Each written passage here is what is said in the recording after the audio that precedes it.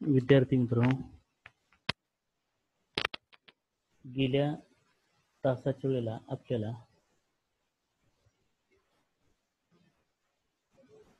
लट लकाराची रूप म्हणजेच वर्तमान काळाची रूप याविषयी आपण चर्चा करीत होतो. चर्चा करीत असताना संस्कृतमध्ये एकूण किती पुरुष आणि किती वचन आहेत याविषयीची माहिती आपण घेतली होती. ही माहिती घेत असताना जो नेमका बदल आहे तो सांगितलं होतं की पुरुषांचं जे ठिकाण आहे ते मराठीमध्ये आणि संस्कृतमध्ये वेगवेगळं आहे. जिथं मराठीमध्ये प्रथम पुरुष आहे त्याला संस्कृतमध्ये उत्तम पुरुष असं म्हटलं जातं आणि जे तृतीय पुरुष आहे त्याला संस्कृतमध्ये प्रथम पुरुष असं म्हटलं जातं. त्यांची ठिकाणं सुद्धा जी आहेत ती ठिकाणं वेगवेगळी आहेत. म्हणजे जो आपण तृतीय पुरुष म्हणतो तो इथं पहिल्यांदा लिहिलेला आहे आणि प्रथम पुरुष जे मराठीमध्ये म्हणतो त्याला संस्कृतमध्ये उत्तम पुरुष म्हणतात, ते त्याचं ठिकाण जे आहे ते शेवटी आहे. एक महत्त्वाचा बदल हा सांगितला. दुसरा बदल, संस्कृतमध्ये एकूण 3 वचन आहेत. त्या 3 वचनांमध्ये एकवचन, द्विवचन आणि बहुवचन. मराठीमध्ये फक्त एकवचन आणि अनेक वचन अशी 2 वचनं आहेत. याच्याविषयी आपण चर्चा केली होती. त्याचबरोबर उत्तम पुरुष कोणाला म्हणायचं, मध्यम पुरुष कोणाला म्हणायचं, प्रथम पुरुष कोणाला म्हणायचं याविषयी आपण चर्चा यापूर्वी केलेली होती. आता आपण या तासाच्या वेळेला एकूण केवळ लट लकारामध्ये किती वाक्य होतात आणि ती वाक्य आपल्याला कशी करता येतील याविषयी आपण थोडीशी चर्चा प्रारंभी करूया. इथं 15 वाक्य दिलेली आहेत बघा. या 15 वाक्यांमध्ये ही जी पहिली 3 वाक्य आहेत, म्हणजे ही जी 9 वाक्य आहेत, ही 9 वाक्य केवळ प्रथम पुरुषी वाक्यरचना आहेत. 4, 5, 6 ही जी आहे ती मध्यम पुरुषाची वाक्यरचना आहे आणि 7, 8, 9 ही उत्तम पुरुषी वाक्यरचना आहे. तुम्ही तुमच्याजवळ पुस्तक असेल तर इथं लिहूनच ठेवा. मी, आम्ही दोघे, आम्ही सर्वजण. मध्यम पुरुषामध्ये तू, तुम्ही दोघे, तुम्ही सर्वजण. आणि या ठिकाणी जी 9 वाक्य दिलेली आहेत, या 9 वाक्यांमध्ये इथं तो, ती, ते, एक वचनामध्ये तो, ती, ते, द्विवचनामध्ये ते दोघे, त्या दोघी, ते दोघे आणि बहुवचनामध्ये ते सर्वजण, त्या सर्वजणी, ते सर्वजण. आता आपल्याला वाक्यरचना जर बनवायची म्हटलं तर ती वाक्यरचना कशी बनवता येतील, तर त्यासाठी काही उदाहरणं इथं दिलेली बघा. एतेषु वाक्येषु खादती इति स्थाने पठती, धावती, हसती, खेलती, गच्छति, आगच्छति, उपविशति, उत्तिष्ठति एतेषाम उपयोगम कृत्वा पुनः वदत स्मरत च. आपल्याला हे क्रियापद दिलेले आहेत. या वाक्याचा अर्थ काय होतो? या वाक्यांमध्ये खादती इति स्थाने, खादती म्हणजे खाद धातूची इतर रूप दिलेली आहेत. तुम्ही त्याच्याऐवजी पठती अभ्यास करतो, धावती धावतो, हसती हसतो, खेलती खेळतो, गच्छती जातो, आगच्छती येतो, उपविशती जवळ बसतो, उत्तिष्ठती उभा राहतो, एतेषाम उपयोगम कृत्वा यांचा उपयोग करून पुन्हा तुम्ही ती वाक्य वाचा, बोला आणि लक्षात ठेवा. वदत, बोला, वाक्यांचा उच्चार करा आणि लक्षात ठेवा. आता आपण अभ्यास करत असताना आपली ही वाक्य बनवायची, वहीमध्ये आपल्याला ही 15 वाक्य लिहायची आहेत. एकूण 15 वाक्य तुम्हाला लट लकारामध्ये म्हणजे वर्तमान काळामध्ये आपल्याला करता येतील. याची सोपी पद्धत बघा. आता यातील कोणताही एक धातू घ्या. जसं की खेलते हा धातू आपण घेतला. खेलते हा धातू घेतल्यानंतर आपल्याला 15 वाक्यांमध्ये तो धातू वापरायचा आहे. वापरत असताना तिन्ही पुरुषामधील आणि तिन्ही वचनातील ही जी क्रियापद आहे ती लक्षात ठेवायची. यांचा अर्थ काय होतो? प्रथम पुरुषामध्ये तो खातो, ते दोघे खातात, ते सर्वजण खातात. खादसी, तू खातोस, खादतः, तुम्ही दोघे खाता. खादथ, तुम्ही सर्वजण खाता. खादा मी खातो. आम्ही दोघे खातो. आम्ही सर्वजण खातो. मग आपल्याला जर समजा खेलती हा धातू चालवायचा आहे, मग खेलती हा धातू चालवत असताना खेलती धातूचा अर्थ खेळतो. मग आता हे वाक्यामध्ये कसं होणार आहे? तो खेळतो, ते दोघे खेळतात, ते सर्वजण खेळतात. तू खेळतोस, तुम्ही दोघे जण खेळता, तुम्ही सर्वजण खेळता. मी खेळतो, आम्ही दोघे खेळतो, आम्ही सर्वजण खेळतो. यामध्ये मध्यम पुरुष आणि उत्तम पुरुष यांची वाक्यरचना सोपी असते. यामध्ये हे करते हमखास हेच असतात, यामध्ये कोणता बदल होत नाही. मग उत्तम पुरुषाचं एकवचन अहम म्हणजे मी, आवाम म्हणजे आम्ही दोघे, वयम म्हणजे आम्ही सर्वजण, त्वम म्हणजे तू, युवाम म्हणजे तुम्ही दोघे, युयम म्हणजे तुम्ही सर्वजण. याच क्रियापदांचा वापर करून आपण आता खेलती हे क्रियापद मला वापरायचे, तर मी वाक्य कसं तयार करणार बघा. अहम खेलामी, आवाम खादावह, वयम खादामह. ही झाली उत्तम पुरुषाची तिन्ही वचनातील वाक्यरचना. मध्यम पुरुषी वाक्यरचना कशी होईल? समजा खेल धातू आहे, त्वम खेलसी, युवाम खेलतः, यूयम खेलतः. पुन्हा एकदा उत्तम पुरुषाची वाक्यरचना कशी होईल? अहम खेलामी, आवाम खेलावह, वयम खेलामह. मध्यम पुरुषामध्ये त्वम खादसी याऐवजी त्वम खेलसी, युवाम खादतः ऐवजी खेलती धातू घेतलाय, त्यामुळे इथं युवाम खेलतः, युयम खेलथ. आता इथं ही जी 9 वाक्य आहेत, ही 9 वाक्य करताना हे करते आहे तसेच ठेवा. सह, सात, हे करते तसे ठेवा. तव, ते तसेच ठेवायचे. ते, ताहा, तानी तसेच ठेवा. आता इथं जे हे करते आहेत ते सुद्धा तसेच ठेवा, फक्त आपल्याला क्रियापदामध्ये बदल करायचा. कशी क्रियापदामध्ये बदल करायचा बघा. सह बालकः खेलती, तो मुलगा खेळतो. सा कन्या खेलती, ती मुलगी खेळते. तद अपत्यम खेलती, ते मूल खेळते. तौ बालकौ खेलतः, ते कन्ये खादतः. इथं काय होणार? तौ बालकौ खेलतः, ते कन्ये खेलतः, ते अपत्ये खेलतः. ते बालकाः खादन्ति, ते बालकाः खेलन्ति. ताः कन्याः खादन्ति, ताः कन्याः खेलन्ति. तानि अपत्यानि खादन्ति. झाली. अशी आपण 15 वाक्य करू शकतो. मग ही 15 वाक्य करत असताना किती वाक्य होतील बघा बरं. आता तुम्ही पठती धातू घ्या, धावती धातू घ्या, हसती धातू घ्या. या धातूंचे अर्थ माहीत असावेत. मग सांगितलंच, पठती अध्ययन करतो, धावती धावतो, हसती हसतो, गच्छती जातो, आगच्छती येतो, उपविशती जवळ बसतो, उत्तिष्ठती उठतो. असं हे वाक्य करून पहिला जो गृहपाठ आहे तो पहिला गृहपाठ कोणता तुमचा? तर या पृष्ठावर असणारी जी सर्व चित्र आहेत ही चित्र वहीमध्ये काढायची. इथं जसं लिहिलेलं आहे सह, तव, ते हे जे करते आहेत तसे आहेत तसे लिहायचे. त्वम, युवाम, युयम जसं आहे तसं लिहायचं. हाताने आकृती काढत असताना हा करता हा उत्तम पुरुषी करता आहे, हा प्रथम पुरुषी करता आहे, दूरवर दाखवायचे. इथं मात्र उत्तम पुरुषी करता, मध्यम पुरुषी करता आहे ते जवळ दाखवायचे.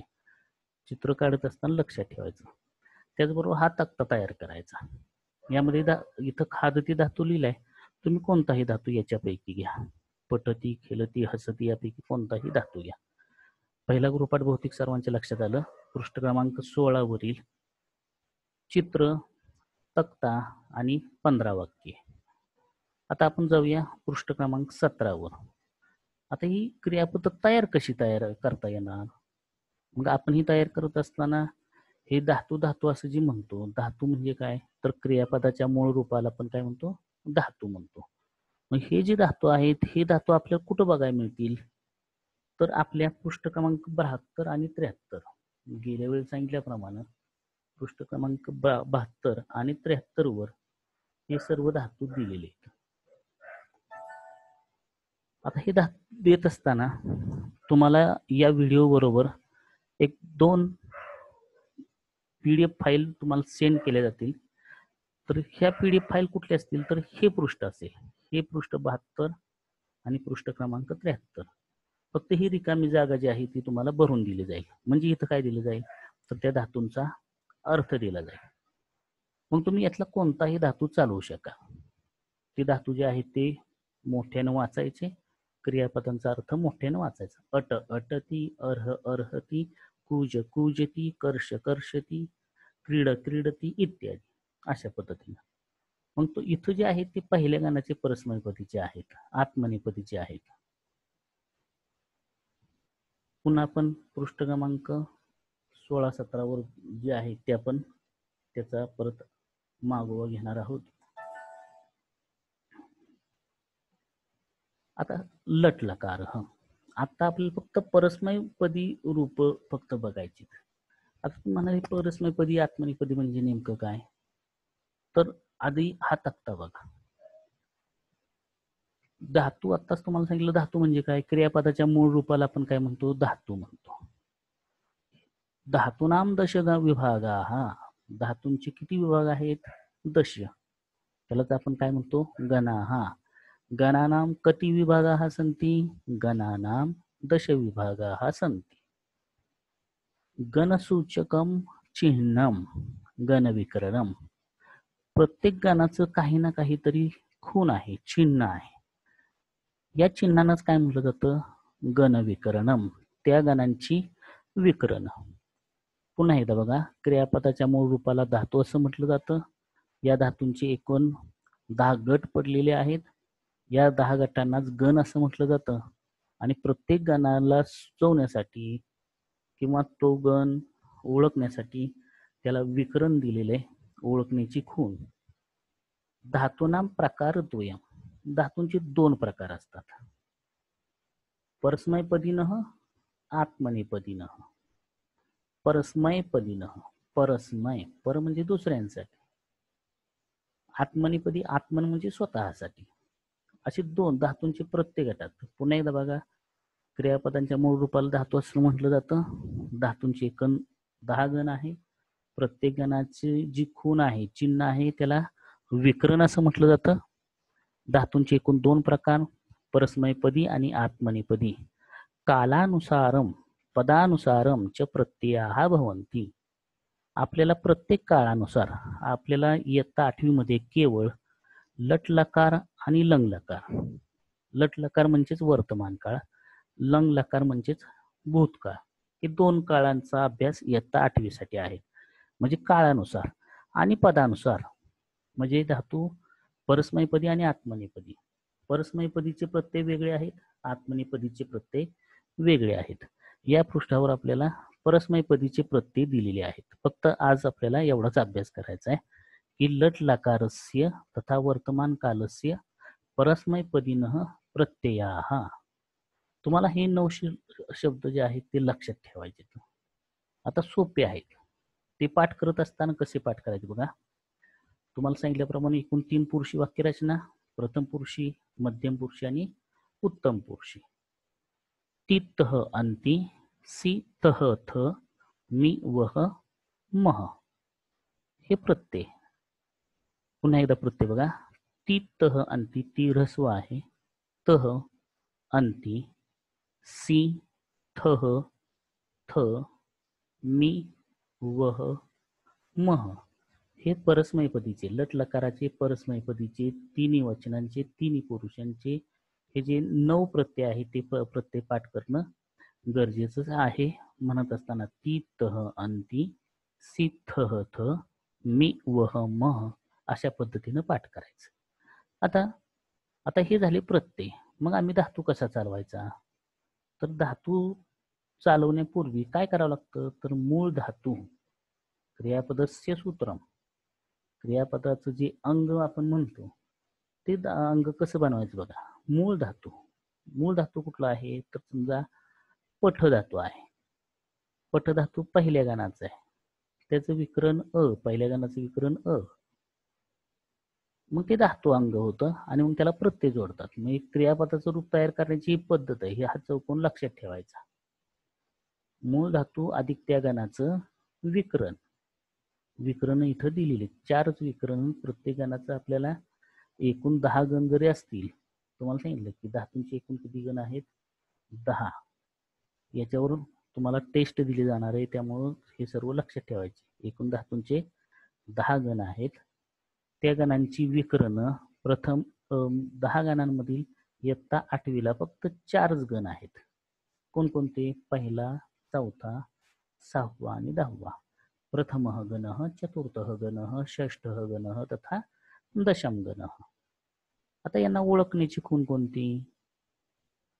प्रथम गणस्य विकरणम अ भवति, चतुर्थ गणस्य विकरणम य भवति, षष्ठम गणस्य विकरणम पुनः अ भवति, दशमस्य तथा दशम गणस्य विकरणम अय भवति. आता नेमकं धातूचं क्रियापदाचं रूप कसं बनवायचं बघा. समजा पठती हे क्रियापदाचं रूप झालं. हे पठती रूप कसं तयार झालं? पठ हा मूळ धातू, पठ मूल धातू. पठगणस्य विकरणम प्रथम, पठगणः प्रथम गणस्य धातू अस्ति. प्रथम गणाचा धातू म्हणून मग ते त्यामध्ये मिसळायचा. पठ अधिक आता पठ इथं व्यंजन आहे बघा, ठचा पाय मोडलेला आहे. व्याकरण नियमानुसार आपल्याला माहिती आहे व्यंजन अधिक स्वर बरोबर अक्षर, आणि ती हा प्रथम पुरुषाचा एकवचनाचा प्रत्यय. इथं ती दिलाय बघा, प्रथम पुरुषाचा एकवचनाचा प्रत्यय ती. म्हणजे पठती कसं झालं? पठ अधिक त्या गणाचं विकरण अधिक त्याला लावले जाणारा प्रत्यय. आता इथं आपल्याला जे 4 गण दिलेत, प्रथम गण, चतुर्थ गण, षष्टम गण आणि दशम गण, याचे उदाहरणादाखल तुम्हाला 4 इथं धातू दिलेले आहेत बघा. पठ एक परस्मय पद, आताच आपण बघितलं त्याचं रूप कसं झालं? पठ अधिक पठ. पाय इथं मोडलेलं नाही बघा, इथं पाय मोडलेला आहे, त्याच्यामध्ये अस्वर मिसळला म्हणून ठ पूर्ण झालेला आहे बघा. हे व्यंजन आहे, हा स्वर आहे, आणि त्याचं ठ हे अक्षर तयार झालं पठ. आणि प्रत्यय कुठला? ती प्रत्यय, म्हणून पठती हे रूप झालं. आता आपण चतुर्थ गणाचा एक धातू घेतला. पठ पहिल्या गणाचा आहे, पहिल्या गणाचं विकरण चतुर्थ गणाचं विकरण य. आता नृत धातू जो आहे तो चौथ्या गणाचा आहे. आता तुम्ही म्हणाल की हे कुठं पाहायला मिळेल? मग असे सांगितल्याप्रमाणे पृष्ठ क्रमांक 72 आणि 73 वर संयुक्त संस्कृतच्या पुस्तकामध्ये, आनंद पुस्तकामध्ये हे धातू नाहीत. त्या विद्यार्थ्यांनी पूर्ण संस्कृतच्या पुस्तकातून हे जे 2 पृष्ठ आहेत ते लिहून घ्यायचे, किंवा मी तुम्हाला PDF फाईल पाठवणार आहे, ते तुम्ही वहीमध्ये लिहून घ्या. नृत चतुर्थ गणाचा आहे, परस्मैपदीचा आहे. धातू कुठला? नृत. चतुर्थ गणाचं विकरण य, म्हणून धातूचं अंग काय तयार झालं? नृत्य. आणि हे प्रथम पुरुषाचा एकवचनाचा प्रत्यय ती, नृत्य ती. आता बघूया आपण षष्टम गणाचं काय होतं. षष्टम गणाचं विकरण काय? अच आहे, म्हणून लिख हा 6व्या गणाचा परस्मैपदी आहे. लिख अधिक बरोबर लिख, आणि प्रथम पुरुषाचा एकवचनाचा प्रत्यय कुठला? ती प्रत्यय, लिखती. त्यानंतर दशम गणाचा धातू पूज. पूज हा धातू 10व्या गणाचा आहे, परस्मैपदीचा. खरं तर उभयपदीचा आहे, परस्मैपदीचा आहे, इथं सांगितलेलं आहे. पूज. दशम गणाचं विकरण कोणतं? अय विकरण. दशम गणाचं विकरण अय, म्हणून इथं विकरण कसं जोडलेलं आहे? पूज हा धातू अधिक दशम गणाचं विकरण अय, म्हणून पूजय असं झालं. कारण की ज मध्ये हा स्वर मिसळला, म्हणून ज पूर्ण झालं आणि पुढचा य. धातूचं रूप काय तयार कसं झालं, पूजयती. आता तुम्ही म्हणाल प्रथम पुरुषाचे एकवचनच का दिलंय? संस्कृतमध्ये ही लिखाणाची पद्धत आहे की नेहमी प्रथम पुरुषाचे एकवचन उदाहरणादाखल सांगायचं असतं. आदेश. आता आदेशाच्या बाबतीमध्ये काय सांगितलंय? आदेश एकस्य स्थाने अपरस्य आगमनम नाम आदेश. काहीतरी वेगळं होतं, म्हणजे एकस्य स्थाने एकाच्या ठिकाणी अपरस्य आगमनम दुसऱ्याच कशाच तरी येणं होतं, त्यालाच आदेश असं म्हटलं जातं. मग आता आदेश कसा झालेला आहे बघा. आता इथं आदेश रहित धातू समूह म्हणजे काहीच बदल झाला नाही, धातूंमध्ये कोणताही बदल झाला नाही. नमचं नमच राहिलं, क्रुधचं क्रुधच राहिलं, लिखचं लिखच राहिलं, पूजेचं पूजच राहिलं. मग आदेश सहित म्हणजे कशामध्ये बदल होतो? जसं गम या धातूचा आदेश काय होतो? गच्छ. धातू कुठला चालवायचा? गम चालवायचा का? नाही. तर कोणता चालवायचा? गच्छ चालवायचा. आणि गच्छ याला प्रथम गणाचं विकरण अ जोडायचं आणि मग प्रत्यय जोडायचं. गच्छ अधिक अ गच्छ. तसं आणखी एक 4 उदाहरणं. आदेश सहित धातू समूह, ज्यांना आदेश झालेला आहे अशा धातूंचा समूह इथं दिलाय. जसा गमगच्छ आहे, तसा स्था तिष्ठ एक परस्मैपदीचा आहे, उभे राहणे. पा पिब, पा धातूचा अर्थ पिणे, याचा आदेश काय होतो? पाच पिब होतं. पा धातू चालवायचा नाही, स्था धातू चालवायचा नाही. चालवायचं कोणतं? तिष्ठ. धातू कोणता आहे? स्था, पण त्याचा आदेश तिष्ठ झाला. पाचा आदेश पिब झाला, प्रच्छचा आदेश पृच्छ झाला, दाचा यच्छ झाला. हे जे आदेश आहेत, आदेश झालेले हिरव्या अक्षरामध्ये दिलेले आहेत तेच धातू तुम्ही चालवायचे आहेत. या पृष्ठावरचा भाग पुन्हा एकदा बघा. धातू म्हणजे काय? तर क्रियापदाच्या मूळ रूपाला आपण धातू म्हणतो. एकूण गण किती धातूंचे? तर 10 गण.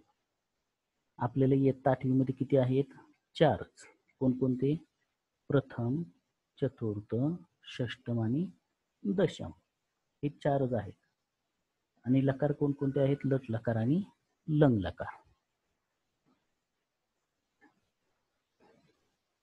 आता पुढच्या पृष्ठावर आता धातूच चालवून दिलेत बघा. आता तुमचं काम मोठं आहे, मोठा गृहपाठ आहे, लट रूपानी. आता इथं बघा कोणकोणत्या गणाचे धातू आपल्याला 4च आहेत. प्रथम गण परस्मैपद, चतुर्थ गण परस्मैपद, षष्टम गण परस्मैपद आणि दशम गण परस्मैपद. हे 4 तक्ते लक्षात ठेवायचे. आता ही रूप कशी तयार झाली बघा. पट ह्या धातूचा अंग आपण तयार केलं. पट अधिक अ बरोबर पठ आणि प्रत्यय जोडला ती. पठती, पठतः, पठन्ति, पठसी, पठतः, पठत, पठामि, पठावः, पठामः. आता एक तुमच्या लक्षात येईल, इथं 4 ठिकाणी बदल झालाय बघा. म्हणजे इथं पठन्ति, पठामि, पठावः, पठामः. काय नेमका बदल झालाय? हे जे पृष्ठ आहे ते लक्षात ठेवा आणि त्या पाठीमागचं जे पृष्ठ आहे त्याच्यावर बघा. इथं प्रत्यय दिलेत बघा. इथं पठंती झालंय. मग ते पठांती का झालं नाही? तर इथं अ चा लोप करायचा. बघा पहिली सूचना अ चा. आता तुमच्याजवळ पुस्तक असेल तर पुस्तकामध्ये तुम्ही हा बदल करून घ्यायचा आहे. अ चा पेन्सिलनं थोडीशी रेष मारून घ्यायचे, त्याचा लोप करायचा आहे. परंतु हे जे 3 प्रत्यय आहेत, मी, वह, मह, हे जे 3 प्रत्यय आहेत त्याच्यामध्ये मात्र अ चा आगम करायचा आहे. म्हणजे ह्याच्यापूर्वी अ लिहायचा आहे, मीच्या पूर्वी अ लिहायचा आहे, व च्या पूर्वी अ लिहायचा आहे, म च्या पूर्वी अ लिहायचा आहे. संस्कृतच्या नियमानुसार प्रत्ययांमध्ये व किंवा म असेल तर त्यापूर्वी अ जोडावा, अ आणावा. आणि म्हणून हे अ आणल्यामुळे काय झालं, इथं पठमी असं झालं नाही. पठमी, पठवह, पठमह झालं नाही. तर पठामी, पठावह, पठामह. इथं अ आणल्यामुळं ठच झालं ठा. इथं देखील ठच ठा झालेलं आहे आणि या ठिकाणी देखील ठच ठा झालेला आहे. आणि म्हणून हे 4 बदल लक्षात ठेवायचे. इथला अ चा लोप करायचा आणि या 3 ठिकाणी अ जोडायचा अंतिमधला अ चा लोप करून जिथं प्रत्ययांमध्ये व किंवा म असेल तिथं अ चा आगम करावा, म्हणजे पूर्वी आणावा. असं प्रत्येक ठिकाणी झालंय का बघूया आपण. तर झालंय. कसं बघा, नृत्यंती इथं सुद्धा अ चा लोप झालाय. इथं नृत्यामी, नृत्यावह, नृत्यामह इथं पण बदल झाले. इथं झालाय का बघा. लिखंती, लिखांती नाही झालं, लिखंती. इथं लिखमी नाही झालं, लिखामी, लिखावह, लिखामह. इथं पूजयंती, पूजयामी, पूजयावह, पूजयामह. आता तुमचं दुसरा जो गृहपाठ आहे तो कुठला आहे बघा. की जसं तुम्हाला वरच्या पृष्ठावर सांगितले तसं या पृष्ठावर हे चारही तक्ते जसे आहे तसे लिहायचे आणि तुम्हाला तुमच्या पृष्ठ क्रमांक 72 आणि 73 संयुक्तच्या पुस्तकामध्ये नाही. 72 आणि 73 वर पहिल्या गणाचे भरपूर धातू दिलेले आहेत, परस्मैपदीचे भरपूर धातू दिलेले आहेत. त्यानंतर चतुर्थ गणाचे भरपूर धातू दिलेले आहेत. चतुर्थ गणाची धातू आहेत बघा. फक्त परस्मैपदी बघायची, दुसरी बघायची नाही. जसा इथं मृत आपण चालवलाय तिथं इथं मृत आहे धातू बघा. आणि दशम गणाची धातू 4, चौथा गण,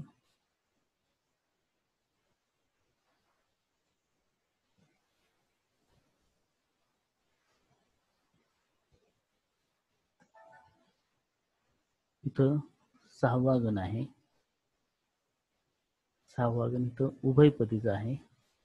आपण आत्मनेपदी घ्यायचा. आत्मनेपदीची इथं जातोय, परस्मैपदीची इथं जातोय, तर आपण परस्मैपदीची सोडवायचे आणि इथं दशम गणाची धातू दिलेली. यापैकी कोणताही एक, म्हणजे तुमची एकूण 8 तक्ते होतील. पुस्तकामधील 4 तक्ते आणि तुम्ही यातील कोणताही निवडायचा आहे धातू. इथं जसा पूज चालून दिलाय तसा तुम्ही कत धातू घ्या, क्षल धातू घ्या, चिंत धातू घ्या. धातूचा अंक कसं तयार होणार. कथ अधिक अय बरोबर कथयती.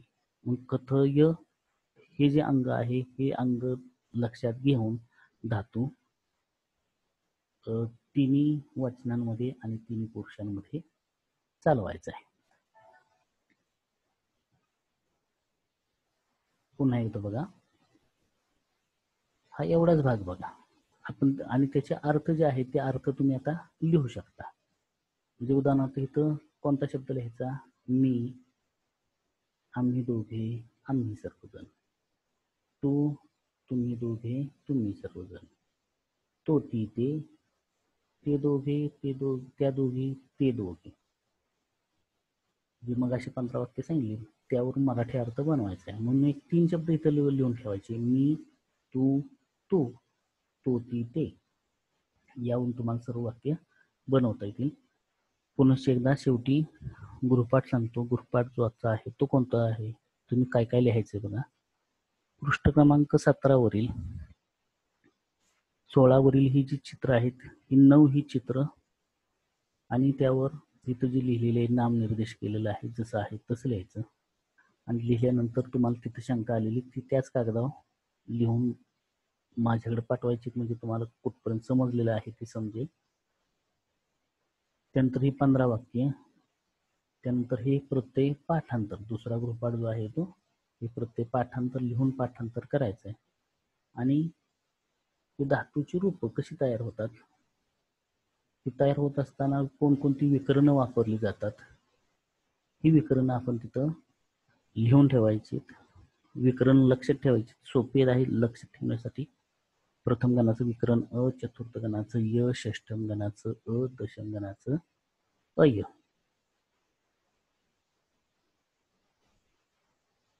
धातूची रूप कशी तयार होतात याविषयी तर माहिती दिलेलीच आहे. धातू अधिक त्या गणाचं विकरण, धातू आणि त्यानंतर प्रत्यय.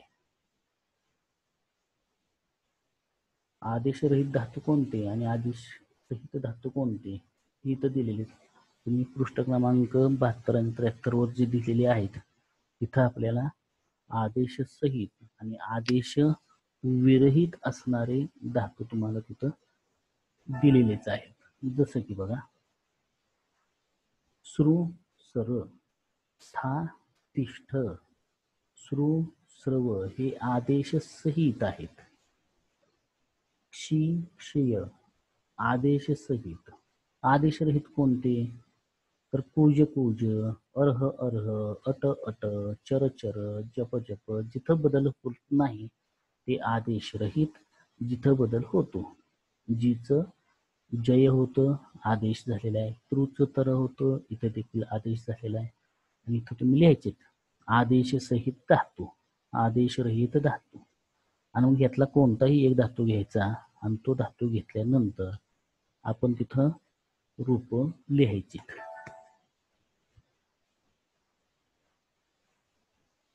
तिसरा गृहपाठ पृष्ठ क्रमांक 18 वर असणारे हे जे 4 तक्ते आहेत, हे 4 तक्ते आपण वहीमध्ये लिहायचे. हेच धातू घ्यायचे, याच धातूनुसार आपण हे 4 तक्ते बनवायचे. आणि आता सांगितलेल्याप्रमाणे धातून कोणतेही 4 धातू घ्या. पहिल्या गणाचा घ्या, चौथ्या गणाचा घ्या, षष्टम गणाचा घ्या आणि दशम गणाचा घ्या. आणि हे 4 धातू घ्यायचे आणि या ठिकाणी चालवायचे. बघूया आपल्याला चालवता येत आहे का. जर काही चुका झाल्या तर तुम्हाला त्या पद्धतीनं सांगता येईल. धन्यवाद. अभ्यास व्यवस्थित करा. शंका असेल तर आवर्जून विचारा. धन्यवाद.